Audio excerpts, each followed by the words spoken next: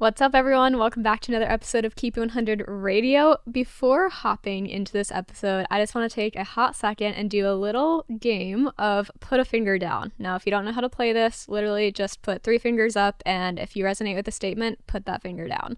So, number 1, put a finger down if you've ever looked at your nutrition, exercise, or lifestyle habits and had that phrase pop up of, I just need to blank. Now go ahead and put another finger down if when we mention the word health, you automatically think of nutrition and exercise. Now, last one, put a finger down if you've heard the saying, doing something for 21 days creates a habit.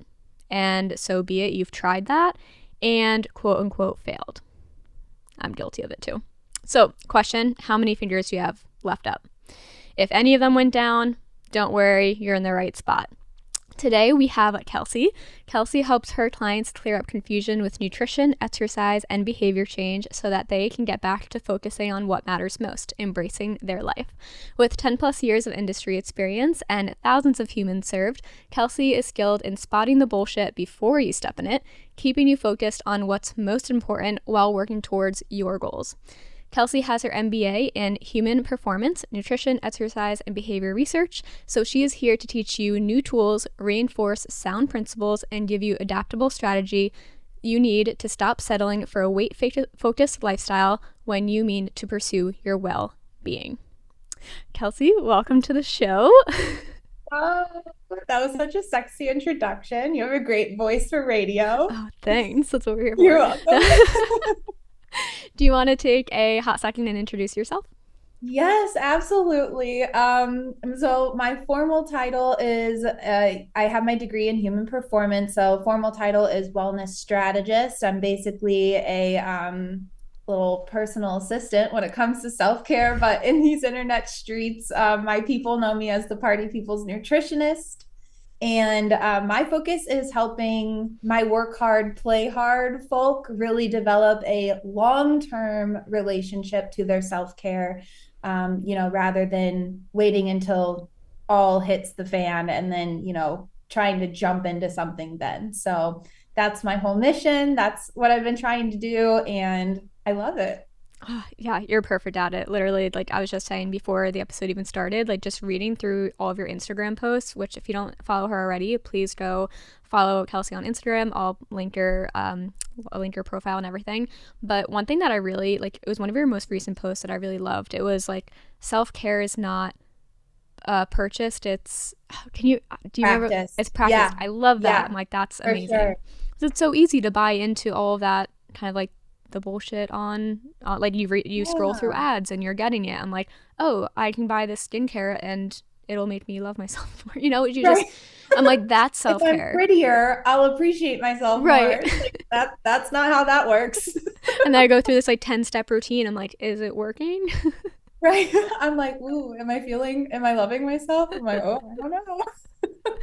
But what inspired you to get into this behavior change industry or this area? Oh my God. I would be lying if I said it was anything other than my own struggles. Food and exercise was something I notoriously struggled with, to an effect of a disorder, actually. So, it was a mix of frustration and also just being really tired of my shit. It got to a point where I did all the things, like I did none of the things and was not taking care of myself and was unhappy. And then I did the checking of the boxes type of health where, I competed in bodybuilding, which everyone thinks is the pinnacle of health, but like you talk to a career bodybuilder and they're like, it's just like any other professional sport. Like this is an obsession. It's not necessarily healthy. Like Mm-hmm. you have to dedicate yourself and, going in, you're not always told that. So like a lot of people, I pursued bodybuilding thinking that because I had failed everything else, like I had been a part of MLMs, which our friend Bree talks about a lot. Yep. And I had been a part of those MLMs. I had done the clean eating. I had done all those things. So I was like, oh, well, bodybuilding is going to force me to be disciplined because, like all my clients do too, we go from I'm not eating what I want to be eating, to I'm lazy, I'm not disciplined, I'm all these things that are Mm-hmm. completely not related to your diet or exercise whatsoever. Right. So yeah, pursued bodybuilding, got in a mess with that. It made things worse. I thought it was going to make me more disciplined. I came out of it with an eating disorder and an exercise disorder that I've worked really hard to, get out of. So that was really what sparked my interest is I'm very independent to a fault. I'm working on that. But I pursued my master's degree.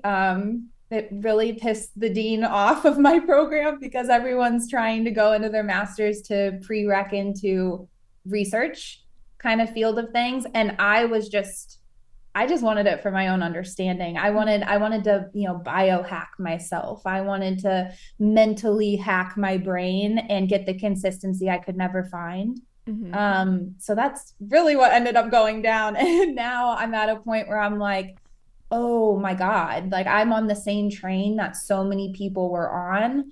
And now that I've been able to like get off of that and see what's going on clearly, I can't shut up about it because I'm just like, I'm trying to save people from themselves. I'm like, don't do Yeah. it. Well, I feel like that's like how the best coaches are made. It's like you go through it yourself and you understand how it feels. Like for my community specifically, I piss a lot of people off because I don't believe in like the low carb solutions to diabetes management. I think that's just an avoidant technique to like manage your blood sugars. So Mhm. when like, but it's because I've been there. I've tried to do that by avoiding all carbs. And for me, that just made me feel so restricted and just hate my body more because I resented it so much. I'm like, I resent this diagnosis. I resent my body for all the things that it can't do. So now I'm like, wait, but there are better ways to do this. And I just think that's the way that thing should be. Like you experience it yourself and you acknowledge that, this isn't the only way, even though that's kind of what society tells us. And it's not always the most sustainable or realistic, even. Absolutely, absolutely. And that's kind of the mind F, if you will. You I can cuss say like a sailor, but I'm not going to do it on your podcast. But that's the mind F there is the things that we're told to do, and just kind of in mainstream viral, like the they say type of advice. It's like, okay, but who are they? it. Like, Right. and do they have qualifications? But even people with qualifications, there's just so much noise to the point of even if you're reading good information, the good application is not being paired with it. So it's like, and I'm sure you face this as well. It's kind of that diagnosis version of going into the doctor and your doctor just being like, well, you're not adhering. So you're not complying with the program. And that's such like a dig to people because people are really out here trying, like they're struggling, they're turning to self-hatred out of frustration.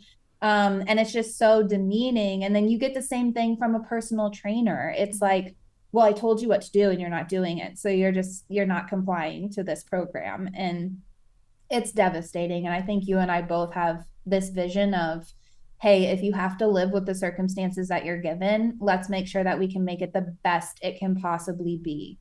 Yes, exactly. And I'm really glad that you put in that perspective of like, so again, I'm going to kind of tie it back to the audience that might be listening who are mostly type 1 diabetics. We get that all the time in our endo's office, our doctor's office. It's like, well, are you adhering to the prescription that we laid out, the plan that we laid out, and in the context of the personal trainer? Like, that's not considering all of the other life shit that's happening. Like, it's not considering your, like, are you a mom that has 3 kids and like you're running around all the time, or you're an entrepreneur and like things pop up, like you're putting out fires all day? It's just not considering any of the other things that are just part of the human experience, which I think is so important to acknowledge. Absolutely. Same page all the way. Yes, I love it. So, okay, like we are in this kind of time period, we're in December.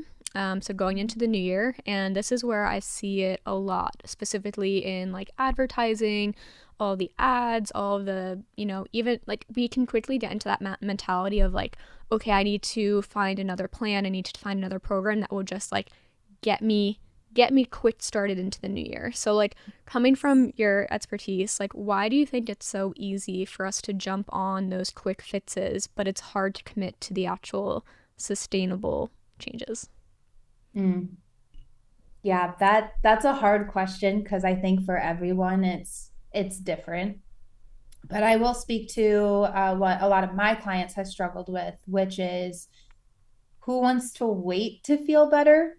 Like, who wants to wait for a solution? Because that's the big thing here is like, when we reach that state of decision making and having a background in behavior change, which I think all health professionals should have, like if your people are reliant on consistency for their success and compliance, if we want to call it that, we should, those professionals and those leadership people should be getting training in behavior change in order to make that successful. But like, one thing to keep in mind and why that's so crucial is because when a change is about to happen, usually it's after hitting a place of frustration.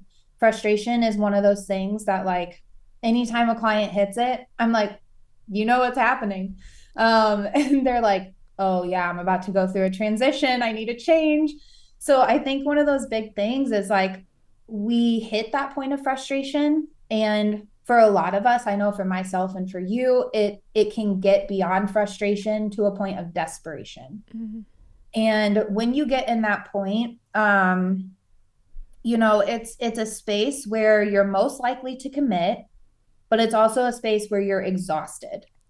And we don't want to get there and then find out that we have to be even more patient. And we have to, because that's sustainable, like that key word, that viral word of sustainability or lasting change or long-term commitments, these are words I'm very adamant about using so that when people come to me for help, they know what they're getting into. Like, right. I'm not gonna sign off on your quick fix. Like, we're gonna get to the root, we're gonna do some hard work. But when you get to that place, you want that relief, you want that immediate solution. And a lot of these quick fixes and a lot of these jump starts and challenges and everything, they really appeal to people who are in that state of desperation, and they appeal to the benefits without actually being clear about what it entails to get there. And then if you don't get there in that 21 days or in that 3-day jump start, well, then there's just something wrong with you.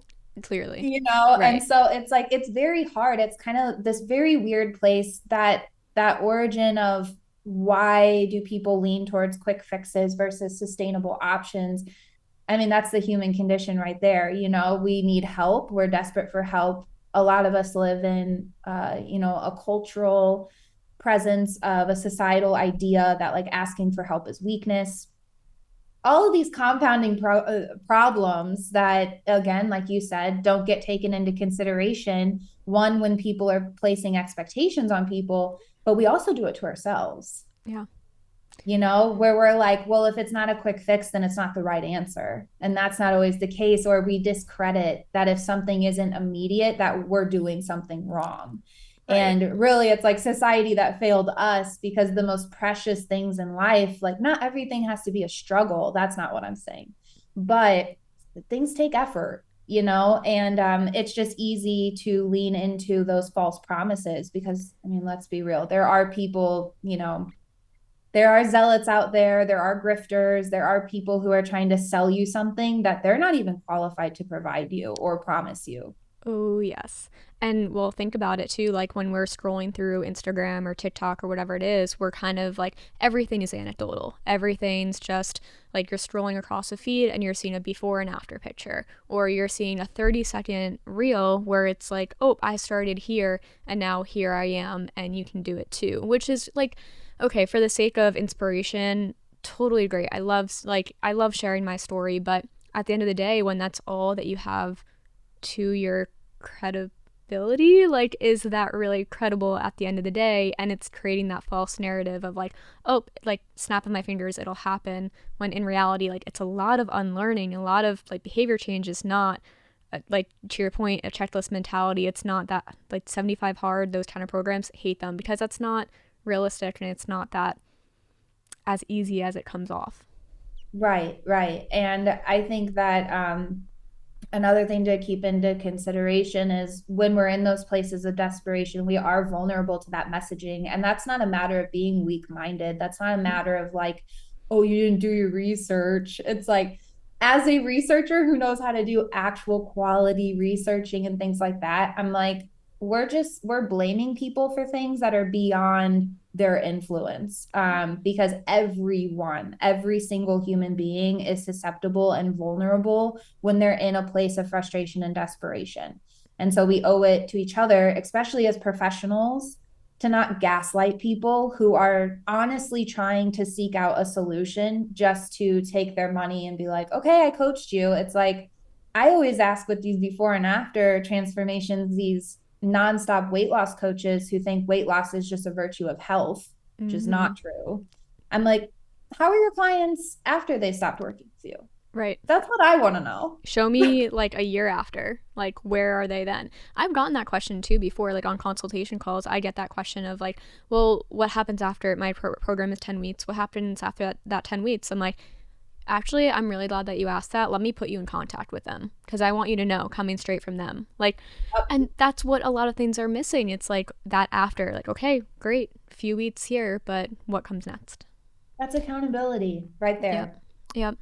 So, okay, you had just mentioned weight loss not being a kind of like picture of success. And I know that on like in your coaching, you talk a lot about how like exercise and nutrition are not the only means of health. So, when it comes to wellness or health, why isn't it just simply nutrition and exercise? So for that portion, we have to consider we're about to get into it. I Okay, love so it.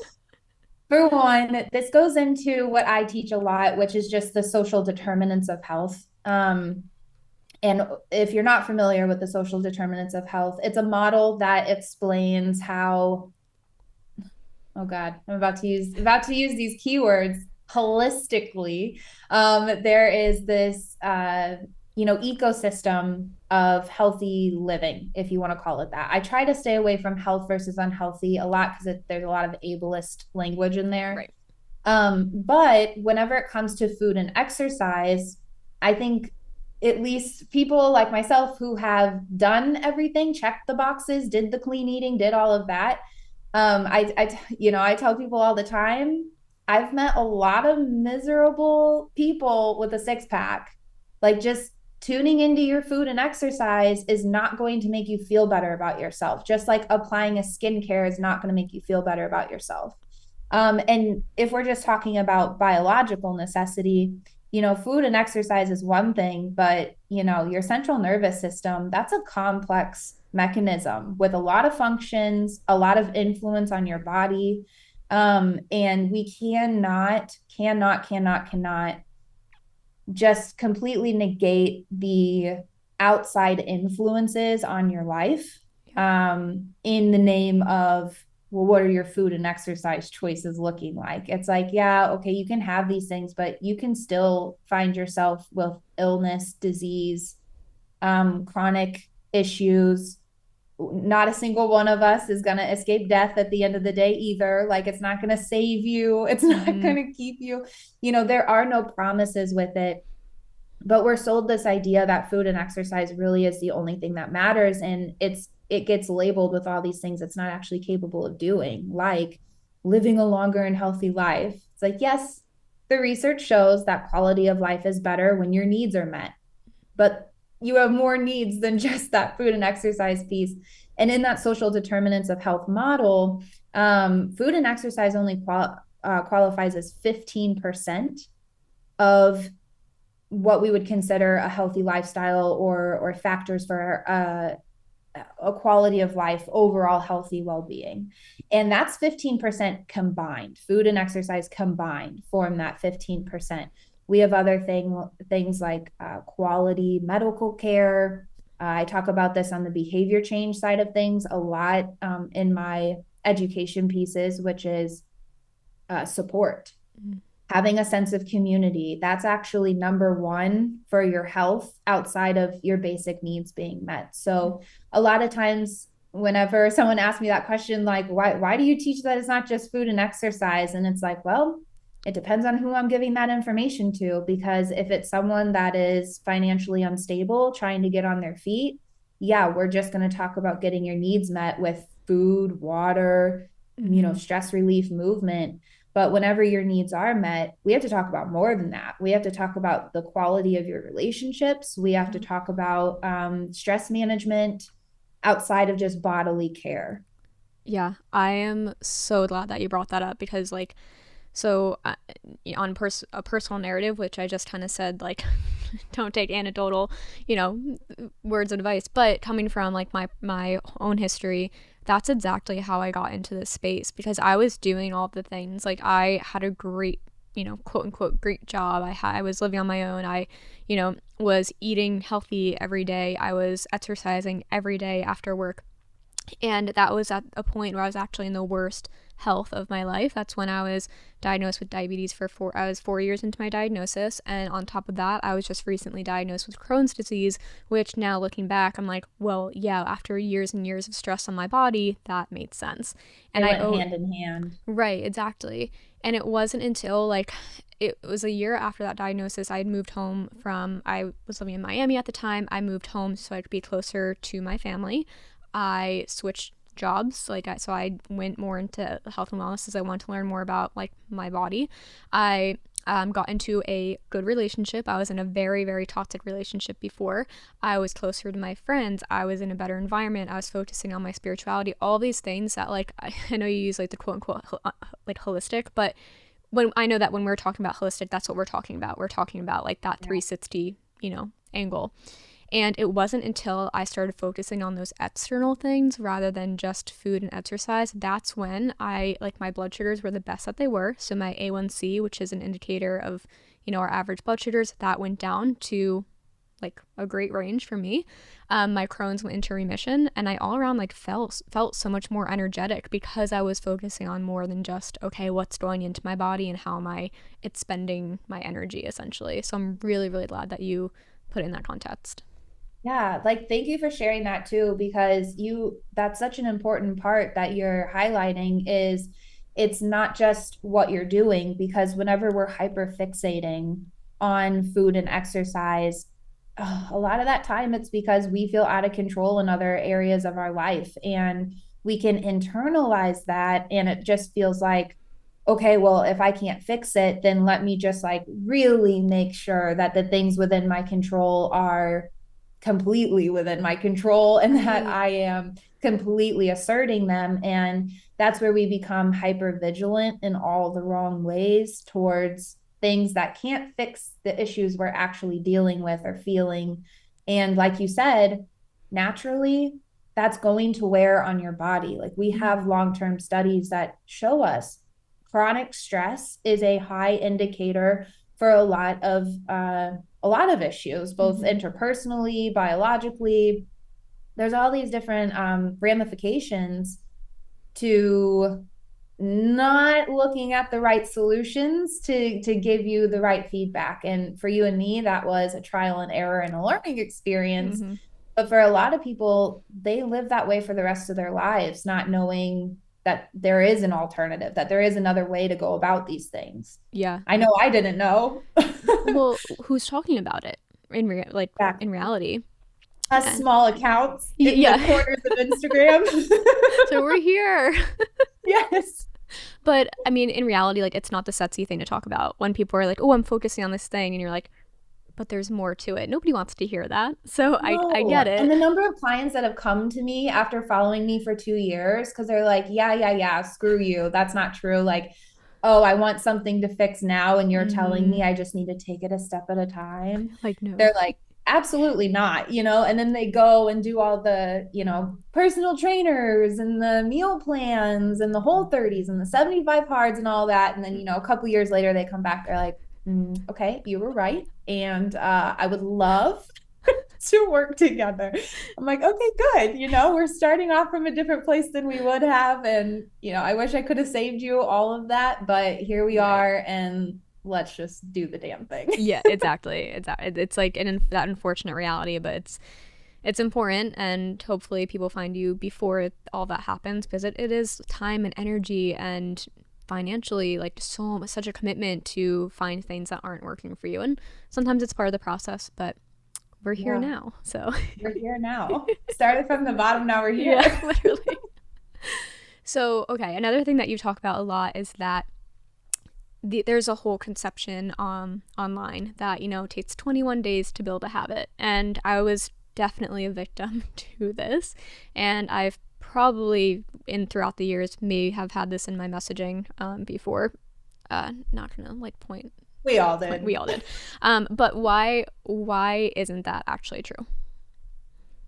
There's a lot of reasons that is not actually true. One of the main reasons being that just as a blanket statement, people like to say the word habit when they actually mean to say behavior, because changing a behavior is one thing. And we also have a lot of research on that. But to form a habit, that's a whole nother beast. Mm-hmm. Because habits are, they have a couple of qualifiers. This isn't a has to be checked box for a qualifier, but most of your habits are subconscious.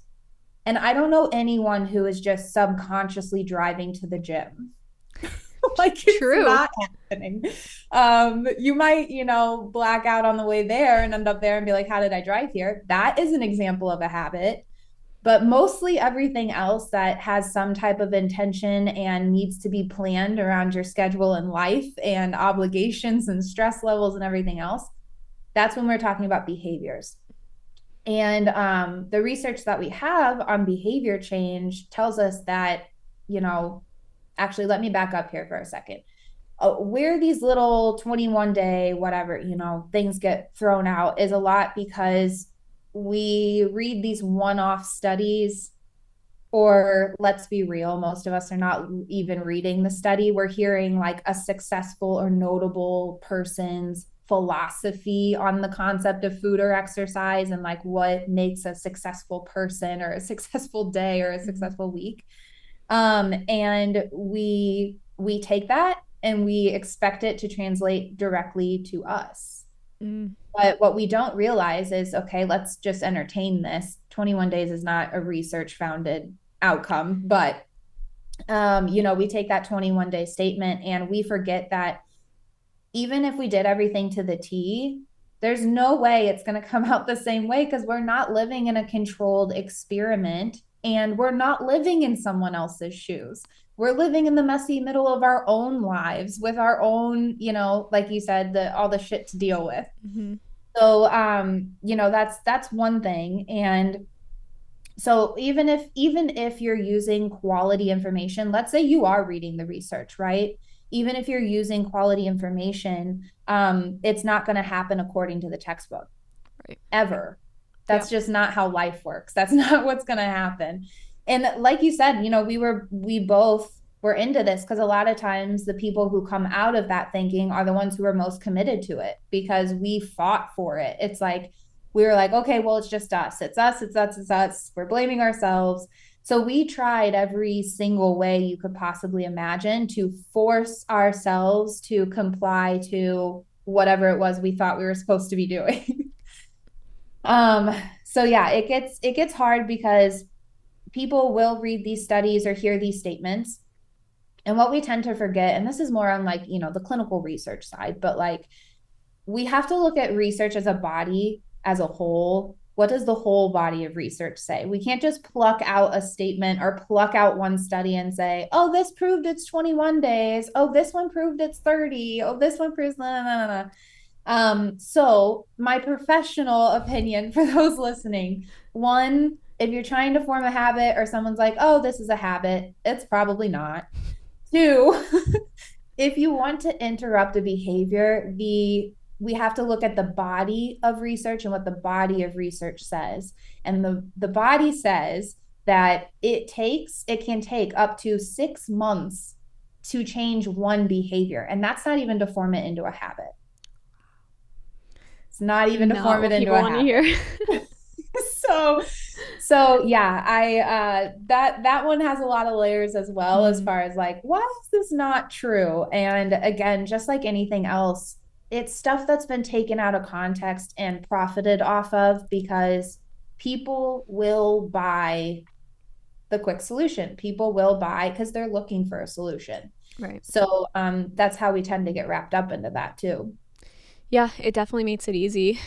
But I think it's important to have those, very, like, my whole thing is transparency, right? And that's when it comes down to, you know, even as coaches or products or whatever it is, it's like leading with transparency in that after 21 days, if something's not resolved, it's not your fault because we have such that pass or fail mentality, and I've been through it too, like we all have, and it's not our fault. It's just really great marketing and really great sales techniques, and we buy into it, and unfortunately it makes us beat up ourselves about it, but it doesn't have to be that case. But Absolutely. yeah, And now. I say that to my clients too, is like, let's say it was your fault.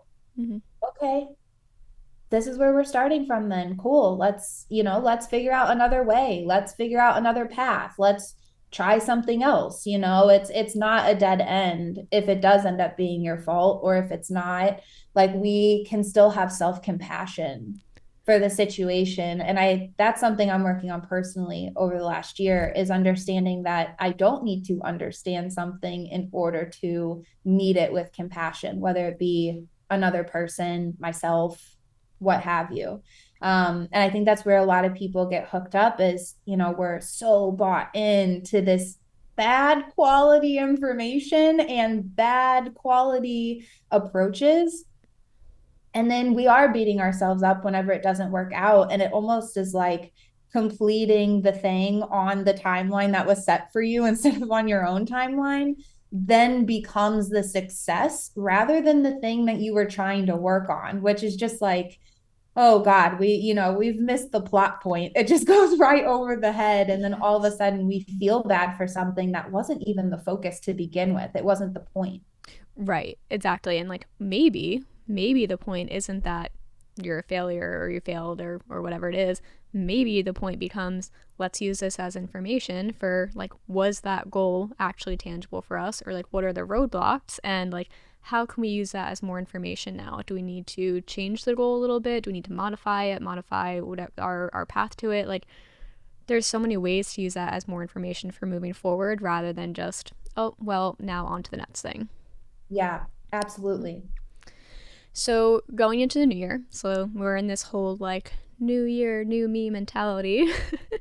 And it's common, but what I want to hear from you is, what are the most common mistakes that you see happening during this time leading up to, New Year's Day, that aren't quite realistic, like from your perspective? Yeah. Okay, yeah. Well, for one, New Year, new me is intoxicating. Like, I think we all kind of get the, little butterflies a little bit, because it's like, oh, a new beginning. We love a fresh start. We Yes, love a fresh start. always. It feels like spring cleaning. It's the best. Um, but yeah, to your point, there are a lot of things that we kind of fall into. And I find around this year, and it happens to me too. I'm sure you still have these experiences as well. The holidays come around, and it's kind of like, even if you've worked through not having food anxiety, it's like other people's food anxiety can give you food anxiety, or like other people's self-consciousness about their body image can like have you being like, oh my God, like, should I be questioning this? Should I be thinking Yeah. about this? So leading up to New Year's, I find that a lot of people just kick themselves while they're down, like from November all the way through the end. And it's very typical of our culture to binge restrict, like whether it's spending money, whether it is, like food, body, anything. We just have this mentality of like, go hard, then go harder. And you ultimately end up going home. So it's like, Right. we treat ourselves as if we're indestructible, and we're not. So one of the mistakes I see people make, is actually spurring, even if they're not dealing with an eating disorder. I can speak for myself and my own experience in this light, is that I didn't know I had eating and exercise disordered behaviors until I came across, a therapist in college who was like, hey, these qualified for like an eating disorder. Like, what you're saying to me qualifies you for this, this, and that. And I was like, what do you It's know? What? Well, when it's so normalized to do those things, like when you like you're talking about bodybuilding, like that's a culture where it's so normalized to have restrictive behaviors, like Glamorized. right. And like we see again, social media, all of these influencers doing the same things. Why would we think that's wrong? Exactly, exactly. But just be, just like just because something is promoted as healthy does not mean that it innately is. I mean, Mm-hmm. we really have to interrogate that because that's just a belief. That doesn't mean it's a fact, you Right. know? But it permeates. I mean, it's everywhere. It's been normalized, even though it's not healthy. Yes, it is normal, but no, it is not a good thing to do. And we see it with advertising, like on Grubhub, they're like, oh, it's the holidays. Like before you go on a diet, why don't you order this food, whatever. And so it permeates everywhere. But leading up to, I find that one thing that people really, really stumble into hard, and I know I did nonstop every holiday season, is starting that that restriction and then like overindulging cycle right out the gate, where it's like if you overate at Thanksgiving, oh, okay. It starts with something seemingly small, seemingly not harmful, like I'm gonna skip breakfast tomorrow. Mm-hmm. And then as you move into like Christmas and all of that, or whatever holiday you end up celebrating around this time of year, we have a lot more social gatherings and we're a very individualistic culture. So it's kind of like this overindulgence of support and community as well. And we just kind of bask in it. And then it's so different from our everyday life that whenever we turn around, we're like, oh gosh, I got to get it back together. I got to tighten things up. I got to skip some meals, do some extra gym sessions. And it's just this overall mentality that's like, I have to make up for being more than I think I should be or having more than I think I should have. Mm-hmm. And it's like, what would happen if after, you overate the next day, even if your appetite wasn't there, you just had a little something in the morning? Right. What would it look like to not jump on to intermittent fasting just because you stepped on the scale after you're bloated and holding water from a big meal and you freak out and you're like, oh my gosh, I have to get rid of this? It's like, no, you don't. And like, as you and I know, Mm-hmm. it's like, this isn't the point, but we know it'll take care of itself. Where like your body will even back out once Yep. you get into your regular routines. Like, this is temporary. You don't need to freak out. Yep. But aside from that, it's like the weight gain is not the focus. Like, that's not what we want to elicit, because it's like that doesn't really matter. But also it's the thing that people are freaking out about and think they need to quote unquote fix, even Right. though you and I know there's nothing to fix here. Right. This is because this isn't a problem in Yeah. the first place. So some advice that I have for people to start immediately is don't start until the new year. That's where we really stumble in consistency. It's actually one of those things that prevents true behavior change, because you lean into like this place of adherence instead of true change. So what I mean by that is like overhauling your entire life over the course of a Monday, which the principle in behavior change that gets annihilated here is you're changing too many behaviors at once. Yeah. And we think it's no big deal. Like, oh, I'm just going to change what I'm eating. It's like, yeah, but what are you actually doing when you do that? Okay. You're Mm-hmm. changing possibly your meal times, which means you might be changing your wake and bed times. You're changing the way you grocery shop, the type of meals that you're planning for the week, different cooking, Yeah. methods, like you're cooking differently. And then on top of that, if it's exercise related, you're interrupting your schedule yet again. And it's not to say that any of those things are necessarily bad or that, people aren't capable of doing those things. But like I tell people, just because you are able doesn't mean that you should.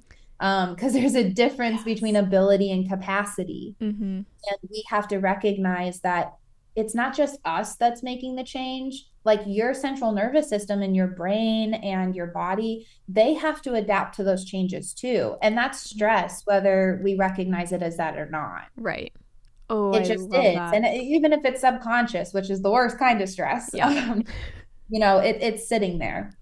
Yeah. I like that. I didn't even really think about that whole ripple effect of just, okay, I want to eat healthier turns into all these different things in every area of your life that you're not considering. And then all of a sudden, like, yeah, no wonder why it feels exhausting to think about doing the same thing tomorrow or the whole next week. So, Exactly. where would be like, what would be your advice on, like, if somebody has that overarching goal of like, okay, I want to eat healthier or I want to do like X, Y, or Z? How can they get started without perpetuating that all or nothing mentality? Yeah. I encourage people to get really, really excited because it's like we have that rush of adrenaline almost in the new year, new me. And it's the same mentality that happens when we go into overhauling everything on a Monday. We stick a little pillar in the ground and go, it's happening then, because we're almost building up to it. It's like planning a trip. Like Mm-hmm. we're gonna do all the packing and get excited and like maybe even stay up really late the night before because who cares, we're on vacation tomorrow. Same thing with like, people hopping on these very restrictive diets. It's like, okay, let me like eat all the things I want to eat leading up to.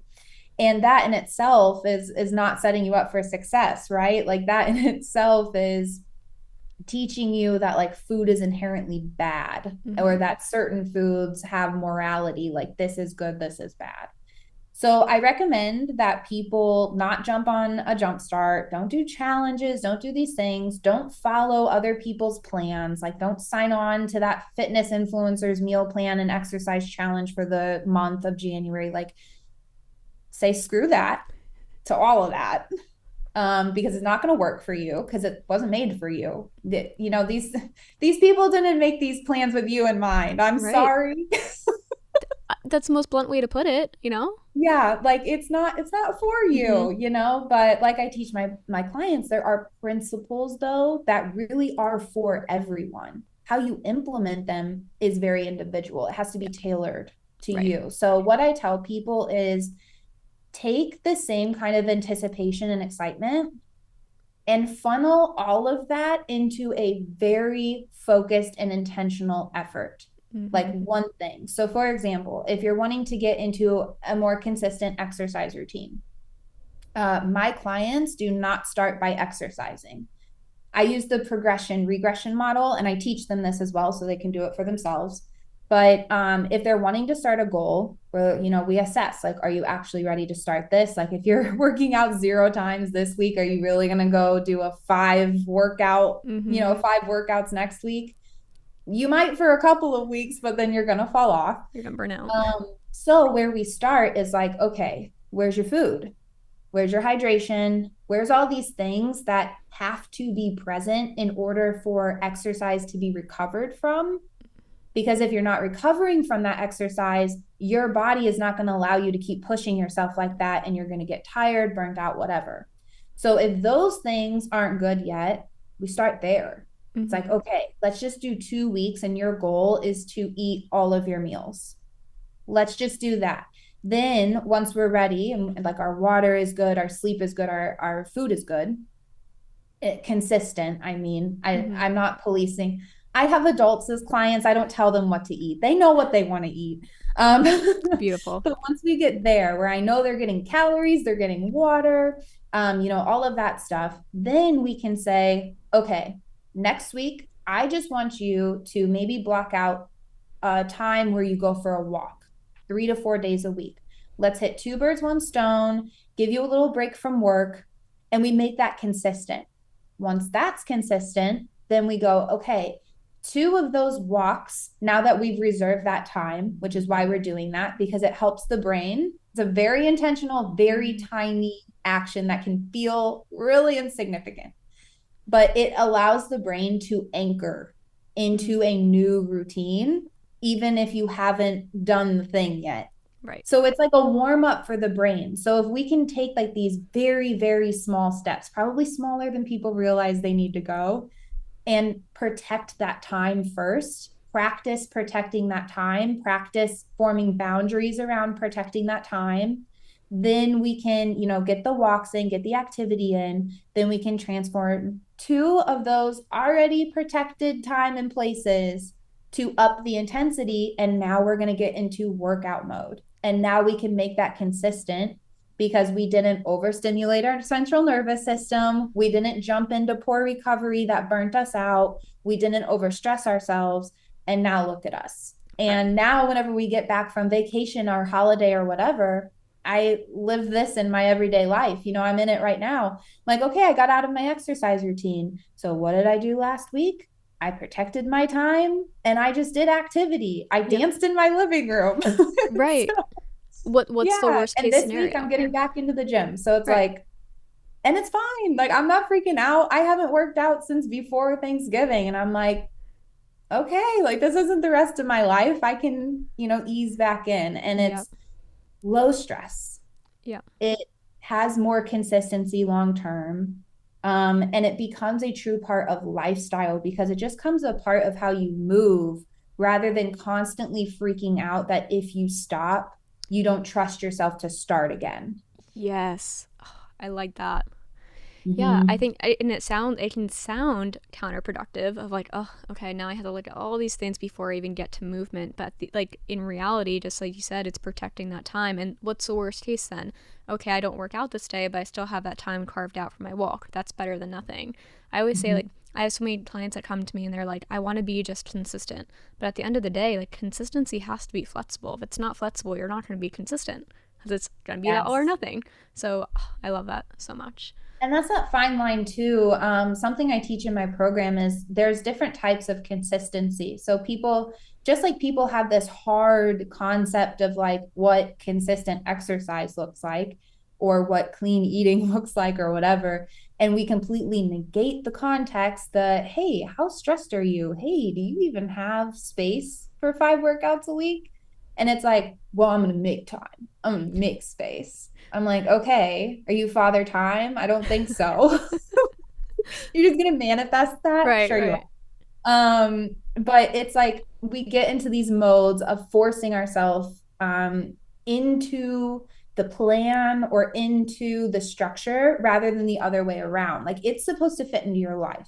And if consistency and forming consistency is making healthy habits harder or is like um, really making things difficult, then it's not healthy for you. And Mm-hmm. we have to loosen up that definition of consistency because there's all different types of consistency. There's like routines, which I think most that's like 90, there's not a real statistic, but like 99% of people think that consistency is just a routine, Right. which is doing the same thing at the same time on the same days. Da, da, da, da. And yes, but also there's like a and in there. Yep. And there is consistency from things like rituals. Mm-hmm. So you may not do it at the same time every day, but a ritual can just be a practice. So maybe you do it 3 times a week, and every week that schedule can change or that modality, whether it's dancing in your living room or going to the gym. Like we can be more flexible with the ritual of moving our body instead of Mm-hmm. having such a restrictive constringent just like concept of what perfection looks like with the routine. Right. And then another one that I really have my clients take advantage of is like circumstantial, situational consistency, if then statements, if you can think of it that way. Mm-hmm. So it's like, if I overeat with family one night, then I have a smaller meal in the morning instead of no meal. Or Mm-hmm. if I'm on vacation and can't exercise, then I ask my partner to go on a couple of walks in the morning. Not to say that you have to move if you're on vacation. I'm not of that mentality, Right. but like just as an example, Yeah. we need to loosen up our terms of consistency because what people are shooting for when I hear someone say, I just want to be consistent, I'm like, let's be real, my dear. You want perfection, and that doesn't exist. Right. And you can't do all of the things all of the time. Like we talked about earlier, there's social determinants of health. Like food and exercise is not the only thing that needs to be on your radar when it comes to your quality of life. Mm-hmm. And that's not to say that you need to add more to your plate. It's to say that what's circumstantial, what actually fits the need. If you're Mm-hmm. feeling bad about yourself, then hate exercising your body away at the gym that day, probably isn't what you actually need when it comes to your self-care support.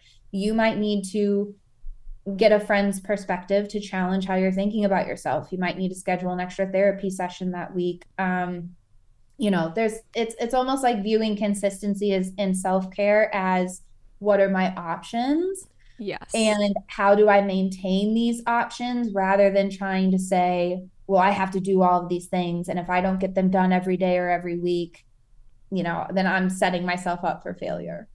Yeah, I love that. I used to get really overwhelmed by, I just saw this in the podcast I recorded the other day, but I used to get really overwhelmed by all the options that I have. And now it's like empowering because it's like, okay, I'm feeling this, or like this is an area that I know is kind of not feeling supported right now. What are my options to support that?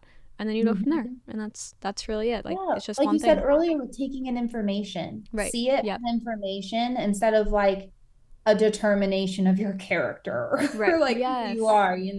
We have to create space Yep. between those ideas and in our mind too. Yep. I love that. All right. So, final question. So the name of this podcast is Keep 100 Radio Uncensored Diabetes Conversations, which this isn't necessarily diabetes conversation, but lo and behold. Mhm. But what would be your biggest piece of either uncensored advice or uncensored statement that you can make as it relates to this conversation that you give everyone? Oh, I didn't put oh, this one in your email. yes, yes. No, I love this. I love these kind of questions. I tend to be a philosophical type of individual, so I'm just gonna pick one. I'm just gonna pick one. Uh, it probably doesn't matter, and if it does, you will figure it out in your own time. Mm. Ooh, I love it. I think that's the one that just came to me. So I'm like, I feel like that could apply to a lot of situations, but just overall, like you may not have built trust with yourself, but if you haven't, like you're gonna pick up the skills along the way as long as you're intentional and like it will be figured out. It just might not be on the timeline you wanted it to be. Mm. And whatever timeline it is, it's perfect. So I It's love that. perfect. It's fine. How do you support your clients, and where can everybody find you if they want to learn more? Ooh, what do you mean by how I support my clients? What do you want specifically? Yeah. So like, what do you offer? How do you work with them? Yeah, just anything that you Gotcha, do. Yep. gotcha. So with my clients, I have a couple of different options. I do, uh, because the research says so, it's a 6 month program. Mm-hmm. So it's 6 months plus. Some people stay longer. I have some veterans with me that are like, I don't want to be without you, so I'm never leaving. Like, stay. They could if they wanted to, though. Just saying. But yeah, so I support with a 6 month program called the Long Term Relationship through my Find Your Way coaching program. So I help people really navigate what works for them, those tailored solutions. So, like a lot of your people, it's like they may be even given a plan by their doctor and they need help adhering to it. So it's like, okay, I've had so many clients. I work with their doctors, registered dietitians, etc. And we just kind of get to work on what do you want to do? And let's figure out how that works for your life. And then educating along the way. Like I give my clients nutrition education, exercise science education, just the principles. Like doesn't need to be complicated. Mm-hmm. If they want something a little bit more nuanced, I have immediate support options where they can do like a 30-minute session with me to pick my brain. So it's very calm, very fluid. I work on my clients' timelines. We meet twice a month. So that's how I support. And then everyone can find me on Instagram. I'm not consistent in the traditional sense on Instagram. I kind of loathe social media. But the place you really want to be, I encourage you to go to my Instagram or my website and sign up for my newsletter at the bottom of the website page because that's where I really get into stuff. That's my free resource I provide. And it's very, very education dense and application friendly, very tangible advice for real life situations. So I always encourage people if you want to get to know me and you want to, learn some shit along the way, get on the newsletter. That's the best place to start. Amazing. I will link them both in the show notes of this episode. And just thank you so much for coming on. This was just so good. And I think just really, we were able to dive right into why things don't work. And it's just a refreshing conversation because, again, we already talked about it, but social media can be really overwhelming when it comes to this stuff. So thank you so much. Yeah, absolutely. You're a gem in this world, Lissy, and I'm honored to be able to have this conversation with you and really break it out for people too. Like, this was great. Amazing. That was awesome. Thank you so much.